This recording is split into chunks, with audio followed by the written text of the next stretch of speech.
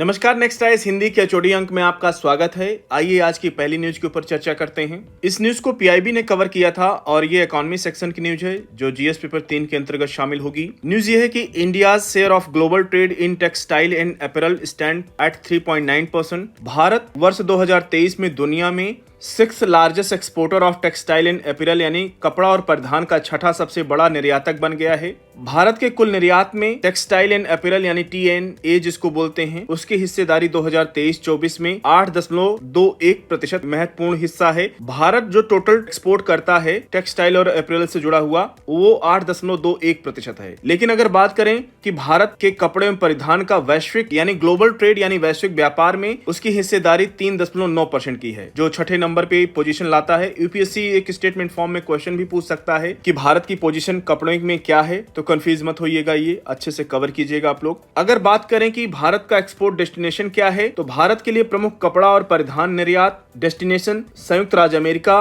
और यूरोपीय यूनियन है यानी यूरोपीय संघ है और कुल कपड़ा और परिधान निर्यात में लगभग 47% की हिस्सेदारी है इन दोनों देशों में। भारत केवल कपड़े व्यापार की बात करें एक्सपोर्ट में तो 47% इन्हीं दो को भेजता है, एक अमेरिका को, दूसरा यूरोपीय संघ को। भारत एक प्रमुख कपड़ा एवं परिधान एक्सपोर्टर यानी निर्यातक देश है और इसका ट्रेड सरप्लस यानी व्यापार अधिशेष की स्थिति में रहता है, खास करके कपड़ा एवं परिधान की स्थिति में। ये पूछ सकता है कि भारत का कपड़ा व्यापार ट्रेड डेफिसिट रहता है या ट्रेड सरप्लस, तो इस चीज को याद रखिएगा, ट्रेड सरप्लस है। और भारत का जो बल्क ऑफ इंपोर्ट है यानी आयात का बड़ा हिस्सा वो री एक्सपोर्ट यानी पुनः निर्यात या कच्चे माल की इंडस्ट्री की आवश्यकता के लिए प्रयोग होता है, इसलिए भारत बड़े स्तर पर ये आयात करता है। तो इंपॉर्टेंट न्यूज थी, इसको अच्छे से कवर कीजिएगा, क्वेश्चन बन सकता है। अगली न्यूज की ओर बढ़ेंगे। इस न्यूज को द हिंदू ने कवर किया था अपने पेज नंबर 16 पर और ये एग्रीकल्चर सेक्शन के साथ साथ एनवायरमेंट सेक्शन की भी न्यूज है ये, जो कि जीएस पेपर 3 में कवर होगी। न्यूज ये है कि expert on genetic modified crop panel to declare conflict of interest. केंद्रीय पर्यावरण, वन और जलवायु परिवर्तन मंत्रालय ने भारत में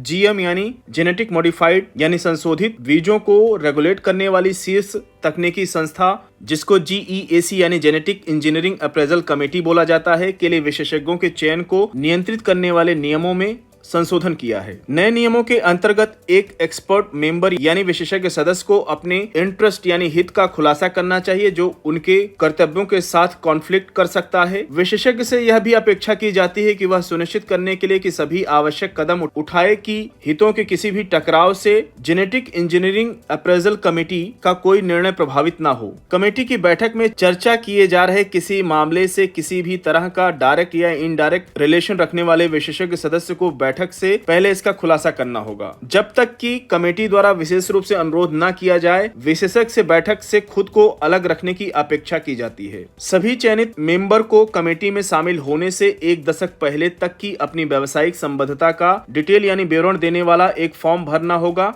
विभाजित निर्णय से ये नियम जुलाई वर्ष 2023 में सुप्रीम कोर्ट के ऑर्डर के बाद आए हैं जिसमें कि केंद्र को जेनेटिक मॉडिफाइड फसलों पर एक नेशनल पॉलिसी यानी राष्ट्रीय नीति बनाने की आवश्यकता थी। इंपॉर्टेंट न्यूज है, इस पर नजर बनाए रखिएगा। अगली न्यूज की ओर बढ़ेंगे। इस न्यूज को द हिंदू ने कवर किया था अपने पेज नंबर 16 पर और ये साइंस एंड टेक सेक्शन की न्यूज है जो जीएस पेपर 3 के अंतर्गत शामिल होगी। न्यूज ये है कि Indian researcher develop injectable hydrogel for targeted cancer treatment. IIT Guwahati और बोस इंस्टीट्यूट कोलकाता के शोधकर्ताओं ने लोकलाइज्ड कैंसर ट्रीटमेंट के लिए एक एडवांस इंजेक्टेबल हाइड्रोजेल विकसित किया है। हाइड्रोजेल एंटी कैंसर ड्रग के लिए एक स्थिर स्टोरेज यानी भंडार के रूप में कार्य करता है जो हेल्दी सेल्स यानी स्वस्थ कोशिकाओं के नुकसान होने से बचाते हुए इसे नियंत्रित तरीके से जारी करता है। हाइड्रोजेल पानी आधारित बहुलक नेटवर्क होते हैं जो तरल पदार्थों को एब्जॉर्ब करने और बनाए रखने में कैपेबल होते हैं। उनकी अनूठी संरचना लिविंग टिश्यूज की कॉपी करती हैं जो उन्हें बायोमेडिकल एप्लीकेंट्स के लिए उपयुक्त बनाती हैं।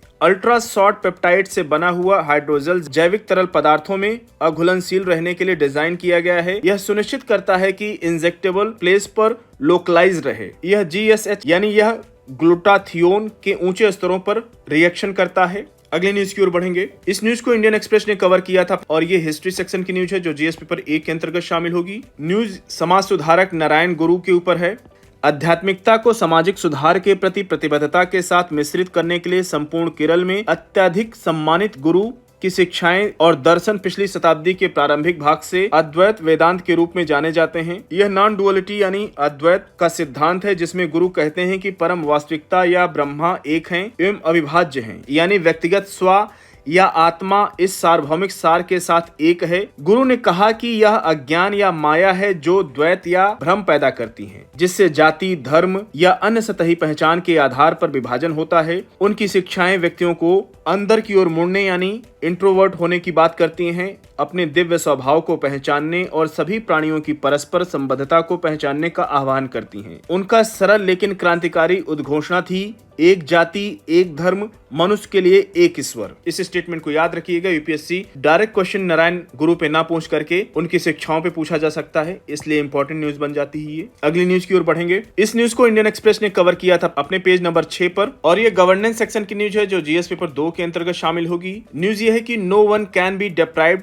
Of property without advocate compensation. Supreme court. Right to property यानी संपत्ति का अधिकार एक मानवाधिकार और संवैधानिक अधिकार है, और किसी भी व्यक्ति को एडवोकेट कंपनसेशन यानी पर्याप्त मुआवजा दिए बिना उसकी संपत्ति से वंचित नहीं किया जा सकता है। सुप्रीम कोर्ट ने गुरुवार को फैसला सुनाया, साथ ही यह भी कहा कि मुआवजे के वितरण में अत्यधिक देरी की असाधारण परिस्थितियों में मूल्यांकन तय करने की तारीख को और हाल की तारीख में बदला जा सकता है। 44th अमेंडमेंट यानी संविधान का 44वां संशोधन अधिनियम 1978 द्वारा संपत्ति का अधिकार एक फंडामेंटल राइट यानी मौलिक अधिकार नहीं रह गया। हालांकि यह कल्याणकारी राज्य में एक मानवाधिकार और संविधान के अनुच्छेद 300A के अंतर्गत एक संवैधानिक अधिकार बना हुआ है। यूपीएससी ने वर्ष 2023 में इससे जुड़ा हुआ क्वेश्चन भी पूछा था, उसको एक बार देख लीजिएगा। आज शामिल करना रह गया, कोशिश करेंगे आने वाले दिनों में जरूर शामिल करेंगे। संविधान के अनुच्छेद 300A में प्रावधान है कि किसी भी व्यक्ति को कानून के अधिकार के बिना उसकी संपत्ति से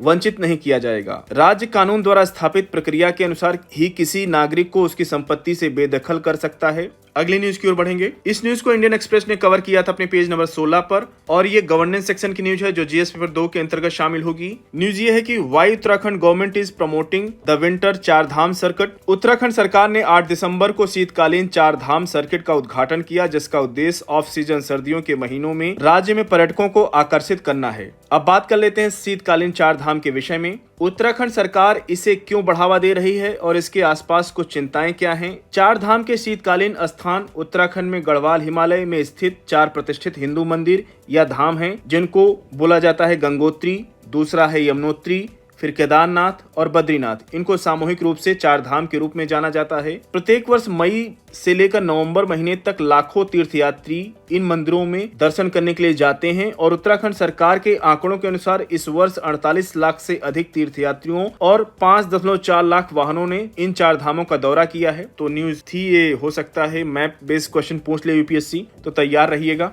या इनकी ज्योग्राफी से जुड़ा हुआ क्वेश्चन पूछ सकती है। साथियों, आज के छोटी अंक को यहीं पर समाप्त करते हैं। मिलते हैं नेक्स्ट अंक में कुछ और इंपॉर्टेंट न्यूज के साथ। तब तक जुड़े रहिए नेक्स्ट टाइम से हिंदी के साथ। धन्यवाद।